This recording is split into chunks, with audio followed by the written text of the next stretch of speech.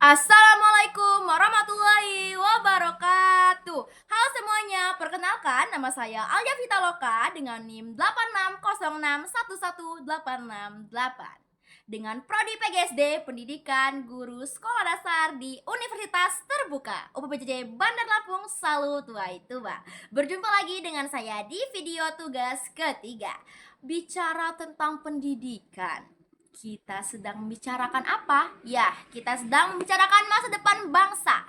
Namun, di tengah gempuran teknologi, modernisasi, dan kecerdasan buatan AI yang berkembang sangat masif saat ini, seringkali kita bertanya-tanya, kemana arah pendidikan kita ini sebenarnya?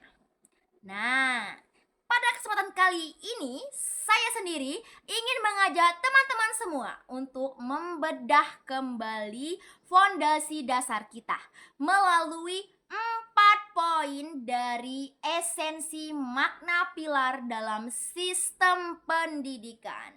Menyelami kembali 3 filosofi mendalam dari Bapak Pendidikan Ki Hajar Dewantara ya, hingga menganalisis bagaimana tantangan nyata serta refleksi kritisnya di era digital saat ini. Tanpa perlu berlama-lama lagi, mari kita masuk ke pembahasan penting yang pertama.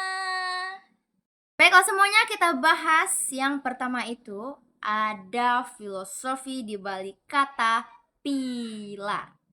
Ketika kita menyebut kata pilar sebagai tiang penguat, artinya pilar pendidikan tidak boleh berubah-ubah meskipun kurikulum itu ikut berganti ya. Di Indonesia sendiri, pilar yang pertama itu adalah Pancasila dan Undang-Undang Dasar pada tahun 1945 yang kemudian diterjemahkan ke dalam pemikiran filosofi Ki Hajar Dewantara. Jadi, pilar adalah fondasi atau statis ya, dan pembelajaran adalah komponen dinamis atau mengikuti zaman. Yang kedua ada integrasi semboyan Ki Hajar Dewantara. 3 semboyan Ki Hajar Dewantara bukanlah tahapan terpisah-pisah, melainkan satu kesatuan sikap yang sangat fleksibel. Seorang guru harus tahu kapan dia akan berdiri di depan, di tengah, atau di belakang. Saat murid kehilangan arah atau etika, guru mengambil posisi Ingarso Sungtulodo, memimpin dan memberi contoh langsung. Saat melakukan proyek kelompok atau diskusi kelas, guru mengambil posisi Ing Madyo Mangun Karso, melebur bersama murid, memantik ide.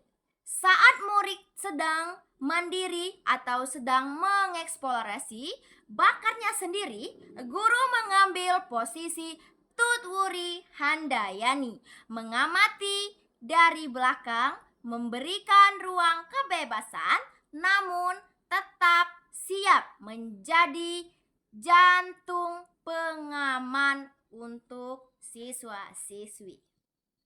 Dan yang ketiga itu ada jembatan menuju era digital atau bisa disebut analisis tambahan.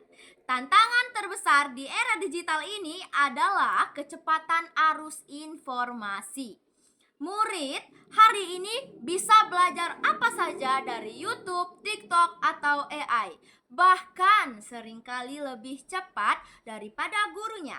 Oleh karena itu, relevansi pemikiran Ki Hajar Dewantara di era digital adalah menggeser peran guru dari pemberi ilmu menjadi penjaga gedung moral dan pengarah. Guru tidak lagi berlomba memamerkan apa yang mereka tahu, melainkan membimbing bagaimana murid memproses apa yang mereka temukan di internet. Dan yang keempat itu, yang terakhir ada solusi nyata untuk krisis pendidikan saat ini. Jika direfleksikan pada kondisi Indonesia hari ini, misalnya maraknya kasus bullying, kecanduan gadget, atau tekanan mental pada remaja. Pilar Pendidikan Ki Hajar Dewantara menawarkan solusi bernama Pendidikan Budi Pekerti yang seimbang. Ki Hajar Dewantara memperkenalkan konsep Tripusat Pendidikan yang menyatakan bahwa keberhasilan pendidikan nasional ditopang oleh 3 pilar ekosistem.